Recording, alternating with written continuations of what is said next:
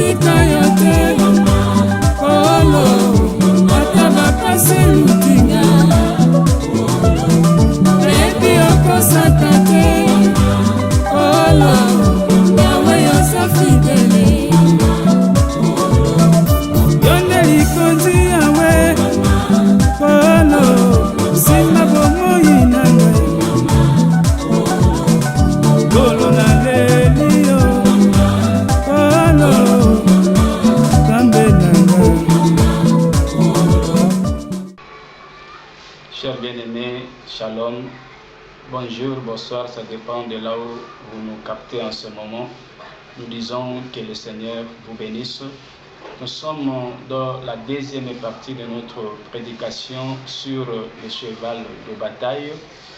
Nous avons notre écriture de base que nous sommes en train d'exploiter. Je lis, nous sommes dans Proverbe au chapitre 21, le verset 31. Je lis la parole de Dieu au nom de Jésus-Christ.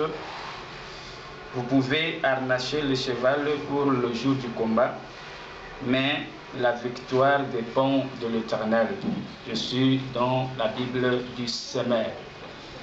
Nous sommes très ravis de vous retrouver encore une fois de plus pour la suite de notre prédication. Nous vous rappelons d'abord notre numéro de téléphone. Si vous pouvez nous contacter, tu peux appeler au plus 243 81 23 70 845. J'ai dit plus 243 81 23 70 845. C'est notre numéro de téléphone.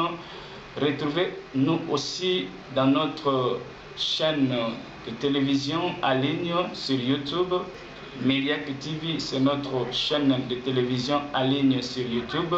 C'est là où vous allez nous retrouver et vous serez en possession de toutes nos vidéos, de toutes nos prédications, de nos enseignements et de toutes nos activités. En dehors de ça, tu peux aussi nous retrouver dans notre page Facebook. Tu tapes Apôtre Robert Echaito sur notre page Facebook. C'est là où nous publions toutes nos prédications, nos enseignements par écrit et voire même par vidéo. Que Dieu vous bénisse encore une fois de plus. Je pense que notre grand thème que nous exploitons ensemble avec vous sur le cheval de bataille. Dans la première partie, on avait bien introduit ce message en disant que cette écriture impurément proverbiale et dans une écriture qui est un proverbe, il y a toujours une vérité déclarée là-dedans, mais dans une sagesse. Lorsque Salomon dit le cheval est équipé pour le jour de bataille, ça veut dire qu'il voulait parler de quelque chose de très important. C'est un message très important qui est caché là-dedans, mais qui a été déclaré comme un proverbe, qui a été déclaré dans une sagesse. Et nous avions dit ceci, que les écritures de la Bible sont interprétées toujours par les écritures de la Bible. Ça veut dire la Bible s'interprète en elle-même. Personne n'a le pouvoir d'interpréter une écriture de la Bible de sa manière, de sa façon, mais nous tous, nous devons utiliser que les écritures de la Bible pour interpréter la Bible. Voilà pourquoi nous étions plus vite touchés quelques versets de la Bible. Nous étions dans l'introduction, bien sûr, pour essayer d'abord de parler du cheval. Et lorsque Salomon dit qu'on peut harnacher un cheval pour le jour du combat, mais la délivrance appartient à l'Éternel, est-ce que Salomon, en réalité, voulait parler du cheval en tant qu'animal, ou soit il y avait une pensée de Dieu sur cette écriture ou dans ce langage? Effectivement, on avait compris que c'était un langage. C'était une vérité, comme nous le disons toujours, qui a été déclarée dans une sagesse. Et quelle est cette vérité? On avait bien dit qu'en réalité, Salomon ne voulait pas parler du cheval en tant qu'animal, mais il voulait plutôt parler d'un homme. En premier lieu, on avait dit que cette écriture parle plutôt de notre Seigneur Jésus-Christ.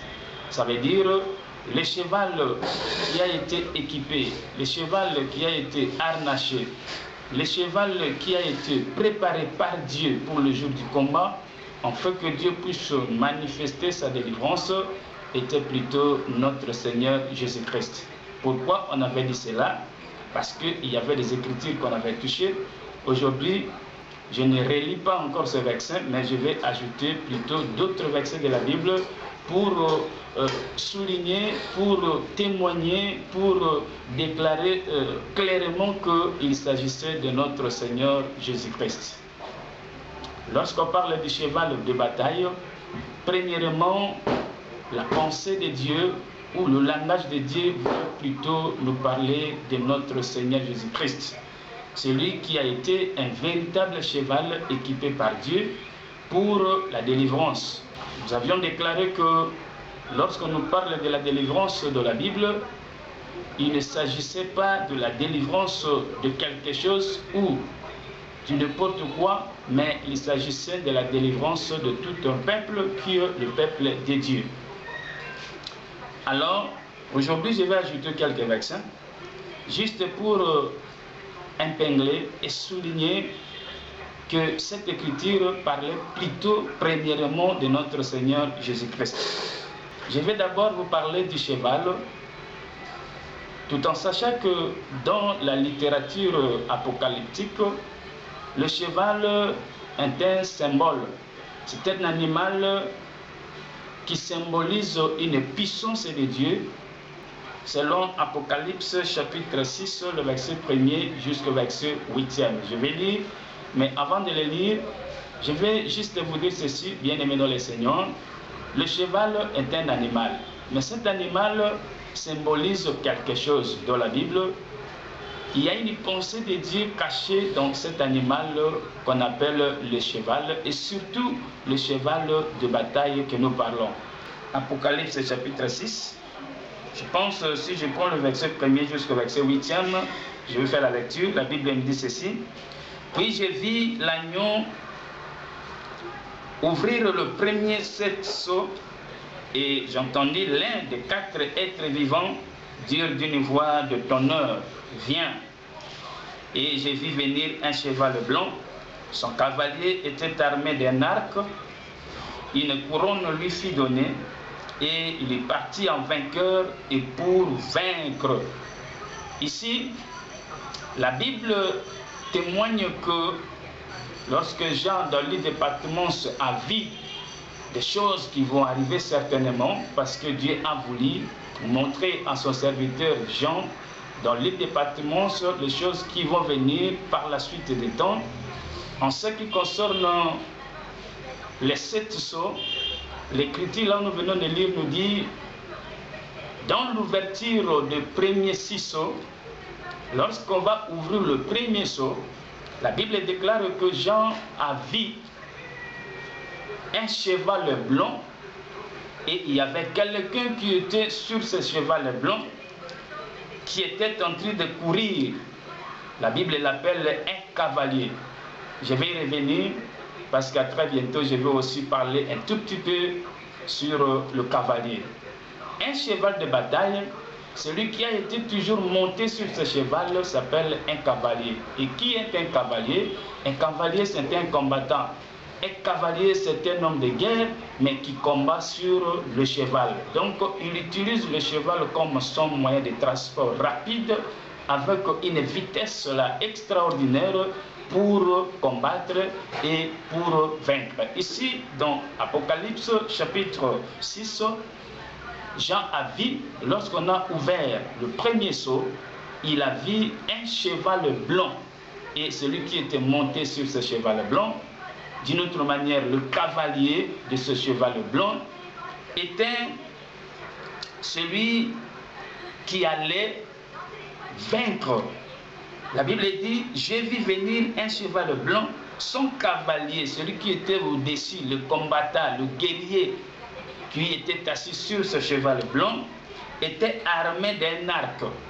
Et une couronne lui fut donnée. et il est parti en vainqueur et pour vaincre. Celui qui était monté sur ce cheval-là, il était un vainqueur.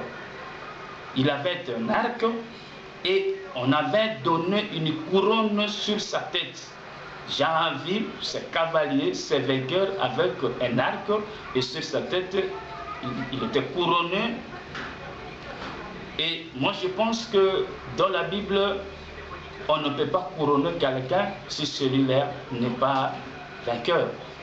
Ça veut dire celui qui était sur le cheval blanc était un vainqueur. Voilà pourquoi la Bible dit il est parti en vainqueur et pour vaincre, avec une couronne sur sa tête. Laisse-moi te dire, bien-aimé, l'homme dont Jean a vu sur ce cheval blanc, le vainqueur, le cavalier couronné et avec un arc qui partait pour vaincre, il était un vainqueur.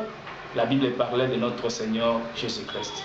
Car c'est lui qui a combattu en réalité sur la croix de Golgotha, et la Bible témoigne qu'il était sorti vainqueur. Il a vaincu les principautés, il a vaincu les autorités, il a vaincu les dominations.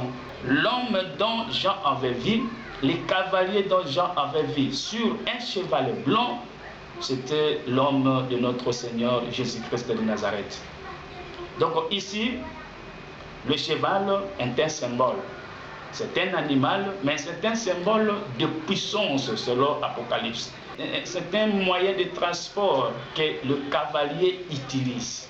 Et laisse-moi te dire, lorsque Salomon dit dans Proverbe que le cheval est équipé pour le jour de bataille, mais la délivrance appartient à l'Éternel, nous nous disons qu'en premier lieu, selon les versets de la Bible que nous avions donnés, que nous continuons à donner, cette écriture parlait de notre Seigneur Jésus-Christ. Celui qui était le cheval de bataille que Dieu avait équipé, et celui qui était sur lui, celui qui était avec lui, celui qui était en lui, c'était Dieu lui-même.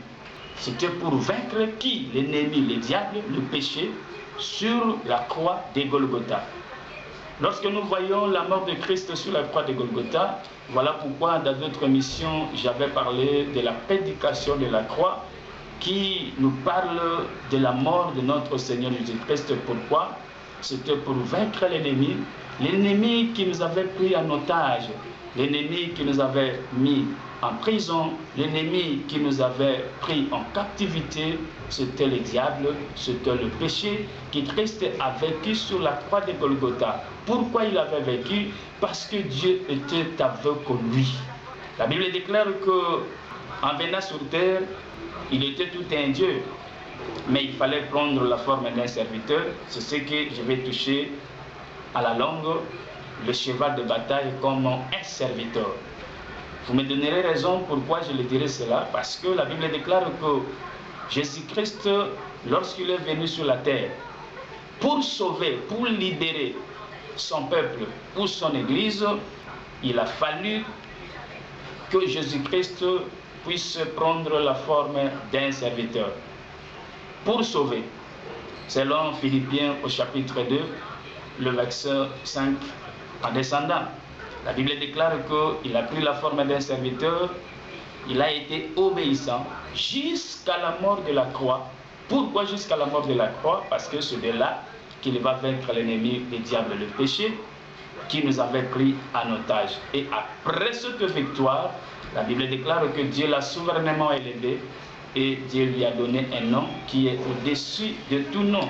Voilà pourquoi nous disons qu'à premier lieu, c'est lui, le cheval de bataille, qui a été équipé par Dieu, par la puissance de la divinité, par la sainteté, par la force, pour vaincre l'ennemi du diable, afin que nous soyons délivrés, afin que nous soyons libérés, afin que nous puissions sortir de la prison du péché. Bien-aimés, je vous dis au nom de Jésus-Christ que le cheval est un symbole. Le cheval représente toute une personne. Le cheval représente un serviteur. Je vais y arriver. Et je vais dire encore que le cheval ici représente un moyen de transport d'un cavalier, d'un combattant, d'un guerrier qui va à la guerre pour rapporter la victoire il monte sur le cheval. Le cheval est un moyen de transport. Lorsque je dis en premier lieu que le cheval est l'image de notre Seigneur Jésus-Christ, je vais dire d'une autre manière que Jésus-Christ était aussi un moyen de transport que Dieu avait utilisé pour délivrer son peuple, pour délivrer l'Église. Jésus-Christ est un moyen de transport. C'est un corps que Dieu était incarné pour délivrer. Alors, pour que Dieu donne la délivrance à son peuple, il a fallu utiliser un moyen de transport qu'on appelle le cheval. Et ce cheval représentait notre Seigneur Jésus-Christ en premier lieu. Si je prends le livre de Genèse, au chapitre 49, là, je vais lire la bénédiction de Jacob sur ses fils. Genèse au chapitre 49, je prends le verset 17e. Je suis toujours dans la Bible du Seigneur. Remarquez ce que dit la Bible. Que Dan soit un serpent sur le chemin et qu'il soit une vipère sur le sentier, mordant le jarret du cheval pour que le cavalier en tombe à la renverse. Lorsque Jacob bénissait ses enfants, nous savons que toute cette bénédiction était prophétique, mais arrivée sur son fils qu'on appelle Dan, Jacob dit ceci: toi Dan, tu es un serpent, tu représentes un serpent vipère, tu te tiens sur le chemin, et quel sera ton rôle lorsque tu verras un cavalier passer? Les cavaliers bien-aimés n'utilisent que le cheval. Jacob avait vu cela avant que cela arrive. Jacob, dans un œil prophétique, avait déjà vu un cheval qui va passer sur le chemin, et au-dessus de ce cheval, il y aura un cavalier. Mais ici, faites attention, les cavaliers dont on parle ici, dans Genèse chapitre 49, le verset 19, dans la prophétie de Jacob sur son fils Dan, il ne s'agissait pas de notre Seigneur Jésus-Christ. Ici, les cavaliers, c'est le diable, c'est notre ennemi, c'est le malin, Satan. Mais qu'est-ce que Jacob avait dit? Jacob avait dit à Dan: comme toi tu seras un serpent, tu te tiendras sur le chemin, et lorsque tu verras les cavaliers passer sur le chemin, je viens de le dire que ce cavalier-là n'est pas Jésus-Christ. Ce cavalier représente plutôt le diable, le malin, qu'il va passer, qu'il va poursuivre le peuple de Dieu, les enfants de Dieu. Les cavaliers qui poursuivent les enfants de Dieu nuit et jour, celui dont la Bible appelle quelque part le lion, qui régit tous les jours à la recherche des enfants de Dieu. Et toi, Dan, lorsque tu le verras, qu'est-ce que tu vas faire? Jacob dit: toi, tu vas mordre les talons du cheval, et c'est alors que le cavalier qui sera au-dessus du cheval tombera à la renverse. Jacob voulait dire d'une autre manière à son enfant Dan que toi, tu vas renverser les cavaliers qui va poursuivre les enfants de Dieu. Là encore, il y a un grand enseignement, mais je ne vais pas m'embrouiller. Je vais juste aller tout droit pour vous parler du cheval des batailles. Je ne vais pas parler du serpent vipère qui est Dan, mais je vais parler du cheval qui est un moyen de transport d'un cavalier. Le cheval qui va transporter le cavalier aura des difficultés parce que ce cheval va rencontrer Dan sur le chemin, et Dan va mordre le talon de ce cheval. Pourquoi? Parce que son problème est que le cavalier tombe à la renverse. Et ce cavalier, je viens de préciser que c'est le diable, le malin. Aujourd'hui, bien-aimés, le diable aussi, en tant que cavalier, utilise le cheval, le moyen de transport. Qui sont ses serviteurs? Vous verrez aujourd'hui, bien-aimés, surtout dans notre pays, je dirais même partout dans le monde, le diable utilise beaucoup de serviteurs comme ses chevaux. Vous verrez un serviteur comme ça qui parle au nom de Jésus-Christ, et pourtant celui qui est au-dessus de lui, celui qui est à lui, celui qui est au-dessus de lui, ce n'est pas Jésus, c'est plutôt le diable et le malin. Vous le découvrirez peut-être par ses enseignements, peut-être par ses actes, parce que la Bible est claire. Jésus-Christ avait dit: que vous le reconnaîtrez par leurs fruits. Un cheval, c'est un moyen de transport. Aujourd'hui, les hommes de Dieu aussi sont des moyens de transport de Dieu pour annoncer la bonne nouvelle partout dans le monde. Mais par contre, le diable aussi a ses serviteurs. Le diable aussi a ses moyens de transport. Le diable aussi a ses prophètes. Les prophètes du mensonge qui prophétisent n'importe quoi, qui profitent peut-être par le mouvement politique, qui profitent peut-être par les circonstances de ce monde. Lorsque quelque chose apparaît, le prophète du diable vient, il commence à déclarer n'importe quoi. C'est comme aujourd'hui. Il y a des faux prophètes qui parlent, qui déclarent n'importe quoi au sujet du Covid-19. Des faux serviteurs, des chevaux qui transportent le cavalier, le diable, commencent à parler n'importe quoi. Non, Covid-19, c'est une punition de Dieu. J'ai lu un faux prédicateur comme ça, qui avait même publié en disant que non, le Covid-19, c'est la manifestation de la colère de Dieu dans des pays occidentaux.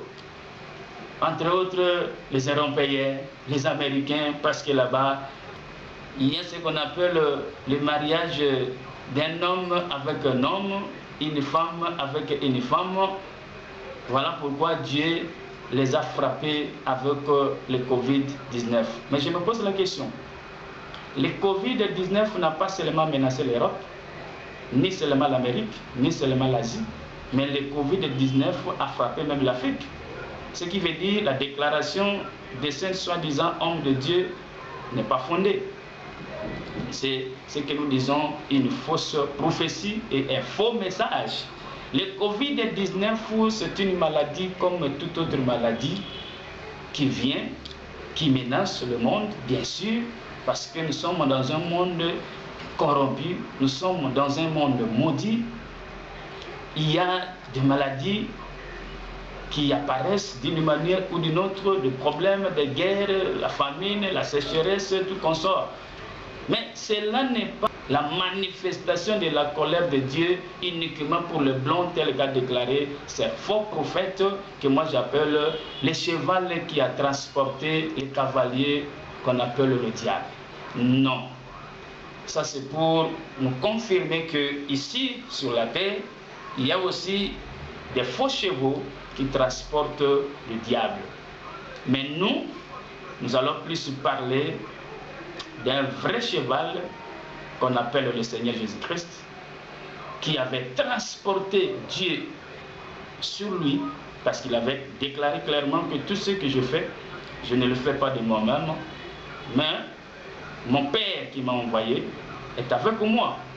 D'ailleurs, celui qui fait tout, parce que la Bible dit, c'est Dieu qui va manifester sa délivrance. En dehors de Jésus-Christ, il y a aussi des chevaux, des serviteurs de Dieu, que Dieu a établis, que Dieu a choisis, que Dieu a équipés pour ce combat, pour l'annonce de la bonne nouvelle partout dans le monde. Je vais y arriver. Alors, dans cette écriture de Genèse, je voulais juste expliquer que le cheval représente aussi le moyen de transport d'un cavalier. Que ce soit le diable, que ce soit le Seigneur Jésus-Christ ou Dieu, tous utilisent que des chevaux comme des moyens de transport. Ce sont des serviteurs. Jacob avait vu cela. Et quand je vais parler de Dan, en tant que serpent vipère, selon la prophétie de son père, je vais vous expliquer qui est Dan et qui est ce serpent. Mais ici, parce que je parle du cheval, je vais juste me limiter là pour vous dire que le cheval qui sera mordu par le serpent vipère Dan sur le chemin, afin que le cavalier, le diable, le malin tombe à la renverse, ce serpent-là, c'est le Seigneur Jésus-Christ. C'est l'œuvre de la croix que Jacob avait vue et qu'il avait prophétisé d'une autre manière. Parce que c'est sur la croix de Golgotha que le Seigneur Jésus-Christ avait renversé le cavalier, le diable, le malin, notre ennemi. C'est sur la croix de Golgotha que Christ l'avait vaincu il y a un grand enseignement là-dessus. Alors, je peux avancer pour vous dire qu'aujourd'hui, faites attention avec des faux prophètes, des faux messagers, des faux prédicateurs, des faux docteurs, des faux pasteurs qui ne sont que des chevals équipés par le diable, par les malins. Ils sont là uniquement pour transporter le diable partout dans le monde. Ils sont même dans des églises. Ils ont implanté même des églises. Ils font le travail non pour le compte de notre Seigneur Jésus-Christ, mais ils font le travail pour le compte du diable. Il les a équipés, parce que le diable aussi équipe ses serviteurs. Surtout ces serviteurs-là, qui ne s'occupent pas de la délivrance des âmes, mais qui s'occupent que de la délivrance physique, qui ne prêchent que la bénédiction physique, qui ne prêchent que les miracles physiques, et ne s'occupent pas de la délivrance et de la liberté des âmes. Ils ne prêchent jamais pour la vie éternelle, ils ne prêchent que pour la chair, pour le monde. Vous voyez, leur message est tout autour de la bénédiction matérielle, physique. Ils ne parlent pas de la délivrance des âmes. Ils ne parlent pas de la vie éternelle. Vous remarquerez souvent dans leur prédication, qu'est-ce qu'ils disent souvent? Venez, vous aurez des passeports, des visas sans problème, vous irez en Europe, vous irez aux États-Unis, venez, vous aurez des enfants, vous aurez des mariages, vous aurez du boulot, venez, vous aurez de l'argent. Moi, je me pose la question, ces genres de prédicateurs aujourd'hui, qu'est-ce qu'ils prêchent? Parce qu'aujourd'hui, l'Europe, les États-Unis sont fermés. Alors, ils vont envoyer les gens où? Parce qu'ils envoient les gens souvent en Europe. Venez, je vais payer pour toi, tu rends ton voyage, tu iras en Europe. Mais aujourd'hui, le coronavirus a fait que l'Europe soit fermée. Il n'y a plus de voyage. Aujourd'hui, tu vas envoyer les gens où? Mais nous, le message de Dieu, nous envoyons les gens au ciel. Nous prêchons la bonne nouvelle. Nous prêchons la délivrance des âmes pour la vie éternelle. Bien-aimés, la Bible déclare que cherchons premièrement le royaume des cieux. Et tout ce que nous avons besoin, nous les aurons par suite. Le message n'est pas principalement le message terrestre, mais moi je pense que le message doit être un message céleste. Il faut préparer les gens pour la vie éternelle. Dieu t'a établi, Dieu t'a équipé, Dieu t'a harnaché, Dieu t'a donné les moyens, les possibilités, les dons spirituels, n'est-ce pas, pour délivrer ses âmes. Et non pour donner seulement la bénédiction physique, matérielle, qui passeront d'un moment à l'autre. Suivez-moi très bien. Je vous dis au nom de Jésus, je ne refuse pas la bénédiction matérielle physique. J'aime les voyages, je veux aussi voyager, bien sûr, pour accomplir ma mission partout dans le monde, mais ce n'est pas ça ma priorité. Ce n'est pas pour cela que Christ m'a équipé, m'a préparé comme un cheval de bataille. C'est plutôt pour délivrer les âmes entre les mains du diable. C'est ça la première prédication d'un cheval équipé par Dieu. Remarquez notre bien-aimé Pierre. Sa première prédication, et c'était même la première prédication de l'Église. Quelle était cette prédication? Quel était le sujet? Quel était le thème? D'aller en Europe, d'avoir les enfants, du boulot, des mariages? Non. Pierre savait que les gens auront besoin de tout ça. Mais la première des choses, c'est répentez-vous et soyez baptisés au nom de Jésus pour le pardon de vos péchés. C'est ça la délivrance de nos âmes. Et après, vous recevrez le don du Saint-Esprit. Moi, j'ai toujours posé la question à de tels prédicateurs. J'ai toujours posé la question à ces chevaux-là équipés par le diable. Vous qui prêchez souvent des choses terrestres, vous croyez que ces choses-là resteront éternellement? Non. Toi qui me suis en ce moment. Et je dirais même qu'on est en train de vous bouffer de l'argent pour rien. Supportez un peu mon langage. Parce que parfois, ça nous fait tellement mal. Quelqu'un qui prie sur toi parce que tu es malade, parce que tu as un problème, tu as des difficultés, il prie pour toi et il t'exige une offrande là exorbitante, bien-aimé. Il y a de ceux-là qui arrivent même à demander aux enfants de Dieu des livrets parcellaires. parce que j'ai prié pour toi, parce que tu ne m'étais pas au monde, parce que tu n'étais pas marié. Alors à travers ma prière, Dieu t'a fait grâce, aujourd'hui tu es marié, aujourd'hui tu as du boulot, aujourd'hui tu as la maternité, alors tu dois m'acheter une parcelle. En bon, soyons sérieux quand même, homme de Dieu. Mais vous oubliez une chose, même toi, enfant de Dieu, qui se laisse souvent emporter par ce genre de gens, laisse-moi te dire une chose. Christ qui a fait un grand travail pour toi sur la croix de Golgotha, il t'a délivré entre les mains du diable. Il t'a donné le salut, la vie éternelle, qui est plus que l'argent, qui est plus que la fécondité, qui est plus que le mariage, qui est plus que l'Europe, qui est plus que le boulot. Il t'a demandé quoi par après? L'œuvre que Christ a fait pour toi sur la croix de Golgotha. Il t'a demandé quoi? Mais il l'a fait à cause de son amour. Pourquoi les pasteurs d'aujourd'hui n'arrivent pas à manifester cet amour? D'ailleurs, soit disant les dons que tu as, qui t'a donné? N'est-ce pas Dieu? Et il te l'a donné pourquoi? N'est-ce pas pour son peuple? Aujourd'hui, tu fais ça un e-commerce, tu fais ça un moyen de gagner de l'argent. Non, tu dois me donner une enveloppe, tu dois me donner autant. Il y a même des chevaux équipés par le diable comme ça, qui exigent même des montants. Et surtout vous, les femmes, les jeunes sœurs, les jeunes mamans. Non, Christ t'a sauvé sur la croix de Golgotha, il ne t'a rien demandé. C'était par l'amour. Moi, je pense qu'un homme de Dieu équipé par Dieu, un cheval équipé pour la bataille, ne peut pas exiger aux enfants de Dieu des enveloppes, des montants, de l'argent pour leur faire quelque chose, pour leur délivrance. Non. Christ t'a délivré, il ne t'a rien demandé. Mais aujourd'hui, un pasteur, parce qu'il a pris pour toi, parce que tu es guéri, une guérison qui est d'ailleurs momentanément, parce que d'un moment à l'autre, tu retomberas encore malade, mais il te demande de lui donner de l'argent. Non, bien aimé, je sais, je reconnais que les enfants de Dieu doivent donner aux hommes de Dieu. Ils doivent offrir aux hommes de Dieu selon leur propre volonté. Ne conditionnez pas les dons que Dieu t'a donnés par de l'argent, non. Si vous remarquez cela, je vous dis au nom de Jésus, comprenez seulement que ce sont des chevaux équipés par le diable. Parce que lui aussi fait sa mission. C'est ça, la nature du diable. Il lui donne par la main droite et il récupère par la main gauche. C'est ça le diable.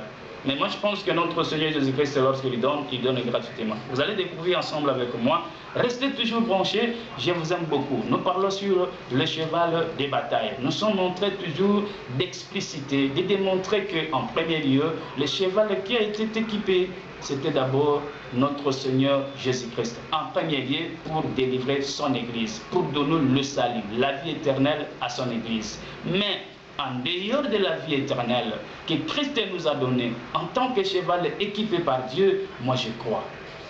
Et j'ai toujours confessé qu'en dehors de la vie éternelle, en dehors du salut que Christ m'a donné à travers l'œuvre de la croix, il est là aussi pour me consoler en toutes choses. N'est-ce pas? Il est Jéhovah Jireh. Tout ce que j'aurai besoin, il est là. Il me fera, il me donnera. Il est là pour me consoler. Il est là pour m'accompagner jusqu'à la fin des temps. Qu'est-ce que je manquerai, bien-aimé? Mais non, moi je crois, je ne refuse pas. L'évangile éternel donne premièrement le salut. Et après, cet évangile nous aide aussi, nous donne aussi tout ce que nous avons besoin. C'est ce que nous appelons les centiples. Ces centiples-là, nous l'aurons ici sur la terre. Et celui qui va nous donner, c'est toujours Dieu. Mais il nous a donné premièrement la délivrance de nos âmes, la vie éternelle, le salut. C'est ça le message d'un cheval équipé par Dieu. Restez branchés. Que le Seigneur vous bénisse. À très bientôt. La troisième partie sera à votre disposition. Je vous bénis richement au nom de Jésus. Je sais que je vais prier, mais je vais simplement déclarer quelques mots à tout celui qui est en train de nous suivre en ce moment, à tout celui qui donne confiance à ce message, à tout celui qui croit à cette prédication, que c'est Jésus-Christ qui est le cheval équipé par Dieu pour notre délivrance d'une manière ou d'une autre. Je le déclare que celui-là soit béni au nom de Jésus. Que Dieu te bénisse, que Dieu te délivre totalement, spirituellement.